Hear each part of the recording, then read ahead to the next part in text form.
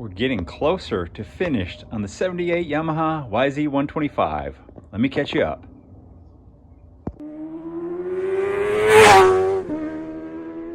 This is pretty much the worst video ever made. Napoleon, like anyone can even know that. Hello my friends, and welcome to Tom's Tinkering and Adventures. We are working on the 78 Yamaha YZ125, the $100, air quotes, barn find, or whatever you want to call it, from the original owner. Go back and check the last videos, of course, but let me show you what we've done since the last video. There's been some changes. The original gas tank was the biggest holdup to the bike being really rideable, and as you can see, I think I showed it in the last video I did. I tried to do a little bit of stitch work on it with the plastic welder, and well, it fell off the bike and the cap broke off of it, but that was just kind of a placeholder anyway. It didn't hold fuel. In my search for a tank, they sell brand new ones for about $300, 3 times what I paid for the bike, but not terrible. The fact that they're available is great. But I saw an ad for a 79 YZ125 locally for $100. Imagine that. Well, I picked it up. It was in a storage unit. It was all taken apart, but the young man I got it from had started sort of a restoration on it. Anyway, it came with a tank, and it looked close. I know 79 tanks are different. I figured it would fit, and it does kind of fit, but not the best. This isn't even a 125 tank. I think this is a YZ250 tank. I don't know what year. It could be a YZ400 or whatever models they had in that time era. I'm not intimately familiar with it. This tank also leaks a little bit. There's some hairline cracks. I filled it up with water, and it was definitely leaking from that one. But it's not in bad shape, and if I had to, I could make it work. But I did find another tank. This one was sold about 30 miles away from me, from an old motorcycle shop going out of business. This is the exact correct tank. I haven't checked it for its fuel worthiness, so I'll do that before I do anything, but it is really ugly. With that 79, that young man had really done a lot of work. He had brand new tires that I got with that deal, so I stuck the tires on here. There's brand new wheel bearings. I haven't installed those yet. Brand new cables for everything. He had a brand new seat cover, seat foam, and a seat base. All this stuff is brand new. Even though the tank or the seat that was on here was in nice shape, I still went with this. There was a number plate and number plate background. There was a set of aluminum bars. So I've installed all that stuff on here, and like I said, I haven't messed with any of the other stuff yet. What do I got over here? I've got brand new reeds, brand new cables, wheel bearings, brand new brake shoes, and another set of fork seals, even though I just changed those out. So I have all kinds of good stuff for this bike. I tried to get the bike running, the 79, because after I got it here, I put it together, and it was pretty complete. Didn't have spark. I tried a whole bunch of stuff, and then I just said, one is enough. I got it for $100. Let's part it out and see what we can do. So let me take a look at my records. So this is our tally on our cheap 78 YZ125, purchased for $100. Fork boots were $10. I had the fork seals, I had the fork oil, did that. I purchased an air filter. I don't think I mentioned that, but got that, $30. Spoke was $10. The entire 79 YZ125 parts bike, $100. And the ugly tank, $20. So we have a $270 investment. But wait, I sold some parts from the parts bike locally and on eBay for $190. So now we are currently into the bike for less than I paid for it, $80. And I have a couple $100 worth of parts listed on eBay and several more to list. So chances are we're going to end up with a free bike and some money in our pocket. But, you know, it's all, if you count the hours going into it, well, it's probably cheaper to buy a new bike, but what fun is that? And then, you know, I couldn't share this time with y'all. So, I don't know what to do with that tank. Maybe I might list it, say that it's cracked. I don't know what it's for. It has other issues too. We got a broken off stud here on the mounting point. It's been patched there, but I don't know. Maybe I'll give it away. Maybe I'll put it up in the rafters. I'm gonna put one of the fuel valves on here, see if this thing holds, and then we'll see if we can make it less ugly. Might be the ugliest tank of the three, but so far so good. I don't see any external leakage. We got leakage around the fuel petcock valve here, but that's probably just a gasket issue. We'll hope. We might have to purchase one. I hate to spend another penny, but you know, I think we're probably going to be good. It's pretty gross inside. Not too worried about that. All right, I'm going to put some soap or something inside of it, do a little initial clean. We'll take these brackets off, take the fuel petcock off, and get started trying to make this thing look more like a Yamaha tank and less like a crustacean. So there's 3 brackets that go in this tank. The one on the back here that a rubber strap kind of holds it down, and the 2 on the front. And out of those 5 bolts, 4 of them came out, and that one didn't come out. The bolt seems to be seized into this insert, and when you try to loosen it, you can feel that insert moving. So we'll leave that on there for now. I'd really like to get that out of there, but these can be very problematic. So I don't know what I'll do with that, but we'll leave that for now. I am going to start with some, everyone likes strippers in their garage. So I have some paint stripper. I've used this on plastic before, it's fine. We'll apply some on here and see what happens. Worst case scenario, it's a $20 tank. This is about 10 minutes or so into the stripper sitting on here. Said to sit for 15 minutes. As you can see, I went right in the halfway mark just to see if we can see how much better it is after one application. So I got some stuff here, scraper, plastic scraper, metal scraper, some steel wool, gloves, safety third, and we'll see what she looks like after that's done. Okay, we're vastly improved. Still ugly, but vastly improved. That side, that side, that. So, man, I could kick somebody's ass for all this, but I imagine, you know, it was an old bike. I said, oh, we'll just paint it, whatever, but God. Anyway, I'm gonna try a little bit of acetone on it now. It looks like the tank's got a bunch of scratches and stuff in it, but sorry about the lighting. Part of the deal, working outside. I'm not a cameraman, but I'm gonna put some acetone on it, see what happens, and then maybe another round of stripper. Some of this stuff is really thick, like house paint. It's super thick. But I think we can get it to come around. All right, here we are after stripper and acetone. Not great, but definitely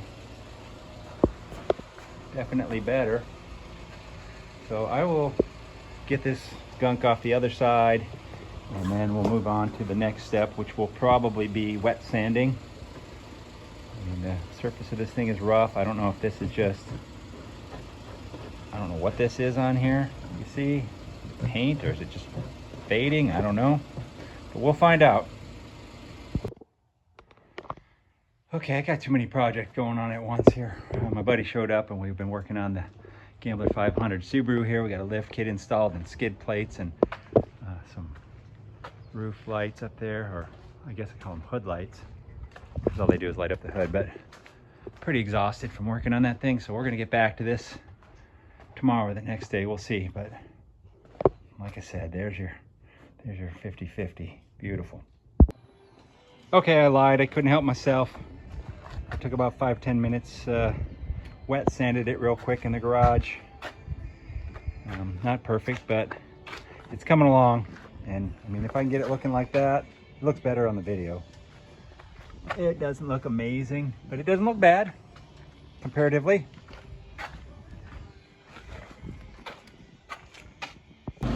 Got a power outage at the house, so excuse the generator in the background here, just keeping the refrigerator and the beers cold. But here is the tank, cleaned up.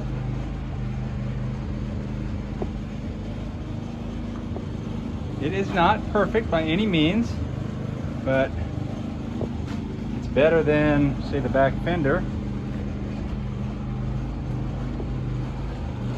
Now, I'm on a Yamaha group online, and a lot of the people on there were saying that if you put fuel in an old tank like this, it may split or crack. So I am now very wary, because I think it turned out okay, considering, you know, the $20 and the amount of effort I put into it, which wasn't a whole heck of a lot.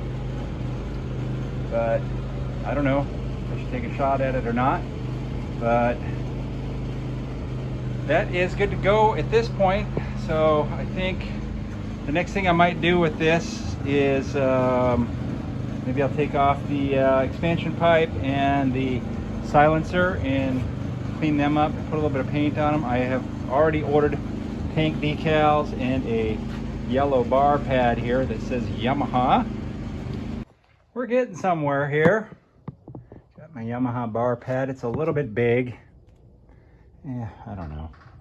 Hey, maybe I can talk to my wife with all of her sewing machines.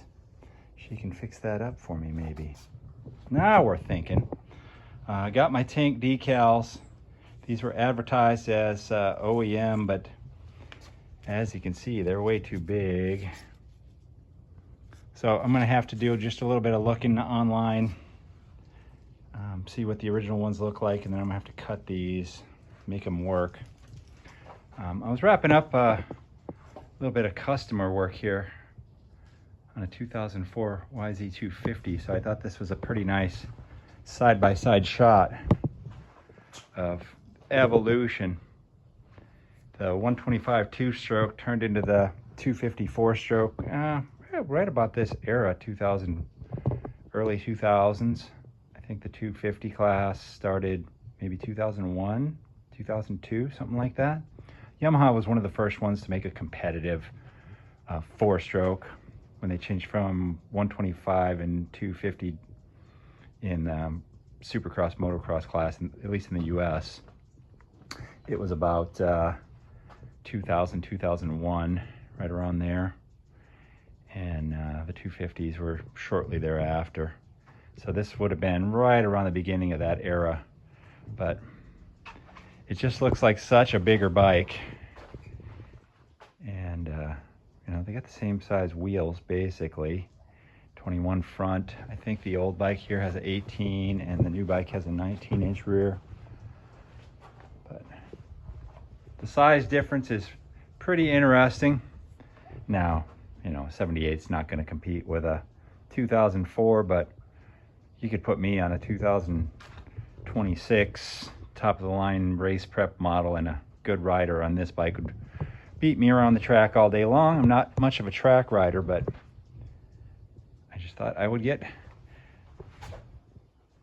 look at the two of them. Look at the fork difference. Of course, these are upside down forks, but the thickness of those compared to the thickness of these. I think these are 36 millimeter, and these are, I don't know, 43, 45, I don't know. Really interesting. But like I said, I'm gonna look for some original pictures and then figure out how to cut these. get these on here and we'll be getting real close to wrapped up. This in yellow, that would look good. Yep, I put the decals on. I don't know if they're exactly right or not. Had to cut them a little bit, but they definitely look nice on here. Got the new 125 decals. And I don't know if that one was originally on the bike or not, but it came with the decal set, so there it is. And it definitely looks a lot better. Obviously, if I changed out all the plastics, it'd be beautiful, and you know, I could strip the whole thing down and powder coat it, blah, blah, blah. I said I was gonna paint the exhaust. I kept trying to put it off, but I'm gonna do it. I said I was going to. And about the only mechanical thing that I am going to work on is the oil seal behind here is leaking. The shift shaft seal. Ordered one up. Got it in my little hands right here. So we'll pull this shifter off. Hopefully I can pry that seal out of there and drive the new one in. Along with the parts bike that I bought for $100. There was a couple cans of this VHT flame-proof header pipe paint. So, got this all cleaned up, painted up, along with the exhaust silencer. And we got the oil seal changed out already.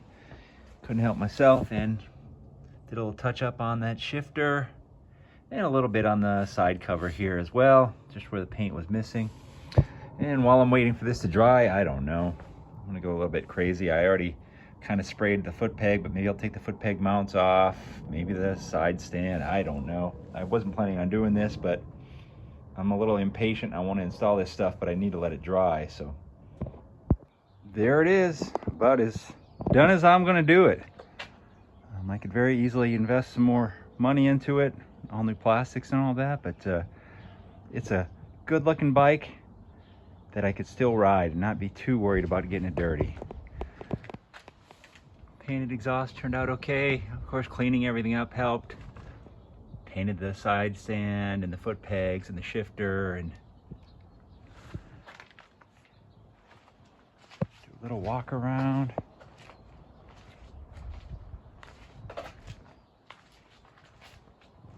I didn't paint the Kickstarter. Oh, and my wife fixed this up. I don't know if I mentioned that or not. She used her sewing machine, serger, cut that down. So I have one last thing. I'll get the final tally for how much this thing cost. I know I did this earlier in the video, but I did buy that oil seal. So our grand total that we spent on the bike, $340. But I did sell some more items on eBay. $545 total sold. Some local, some on eBay. So currently I have $205 in my pocket and this beautiful 1978 Yamaha YZ125. So now hopefully the next video will be of me taking it out to the desert and riding it. Not every deal turns out like this one did, but I can't complain. I was not expecting a vintage dirt bike like this, and I didn't know that I wanted one. But when deals pop up, I tend to jump on them, and I got very lucky finding that parts bike and selling items on eBay. So I can't complain. Nice looking dirt bike and $200 in my pocket, and don't forget I also have probably about another $500 worth of parts listed on eBay. So hey, no complaints. Maybe I will buy that plastic, we'll see. But for now, we gotta get this thing out and ride it, do what it's supposed to do.